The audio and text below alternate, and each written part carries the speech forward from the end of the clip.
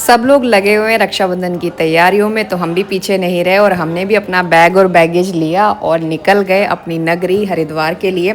तो सबसे पहले पहुंचे स्टेशन, जहां पर ट्रेन से हम लोग बहुत ज़्यादा पहले पहुंच गए थे। शायद डर था कि ट्रेन मिस ना कर जाए, इस चक्कर में हम लोग अप्रॉक्स 45 मिनट से भी ज़्यादा हम लोगों ने ट्रेन का वेट किया। लेकिन जहाँ था ट्रेन का वेट कर रहा था तो मेरा ध्यान जा रहा था वहाँ की गाज़ियाबाद स्टेशन की गंदगी पर, और मेरे को लगता है कि शायद राज्य सरकार का भी थोड़ा ध्यान इधर जाना चाहिए, क्योंकि गंदगी बहुत ज़्यादा थी।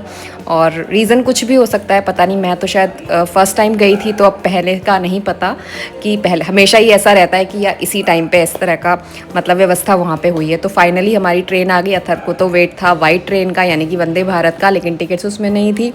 तो हम लोगों को मिली जनशताब्दी की टिकट्स, और उसमें कायरा दीदी और नेहा बुआ पहले से ही सवार थे, जो कि न्यू दिल्ली स्टेशन से सवार होके हम लोगों को मिले गाज़ियाबाद में, और हम लोग भी सवार हो गए। भाई फाइनली वेट ओवर हुआ और बैठ गया, और इन लोगों का खाना पीना जो है शुरू हो गया था। लेकिन इन लोगों के साथ फंबल कर रही हूँ अभी भी मैं, क्योंकि इन लोगों के साथ ट्रैवल करना एक बड़ा टास्क होता है। इन दोनों को एक साथ लेके जाना, जो इनको लेके जाएगा उसके लिए एक बड़ा चैलेंज होता है और टास्क होता है। बट समहाउ, और मतलब हम लोगों ने ये चीज़ जो है अपना टास्क जो है अच्छे से, मैंने और नेहा बुआ ने अच्छे से कर लिया अचीव, और हमें कोई ज़्यादा जो है ट्रबल नहीं हुआ इसमें, क्योंकि अभी तो सफ़र की सिर्फ शुरुआत है और अभी मतलब पूरा ऑलमोस्ट 1 वीक इन दोनों को साथ में गुजारना है।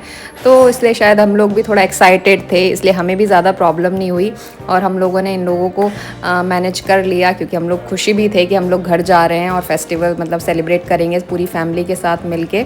तो ये तो खुशी थी हमारी, जिसके चलते हम लोगों ने इनकी थोड़ी छोटी जो भी प्रॉब्लम्स थी उनको थोड़ा हम लोगों ने नज़रअंदाज कर दिया, और ये करते करते धीरे धीरे हम लोग फाइनली अपने स्टेशन पर पहुंच गए। और उसके बाद जो इनकी फरमाइश थी वो ये थी कि हमें जाना है ई रिक्शा से, हम कार से नहीं जाएंगे।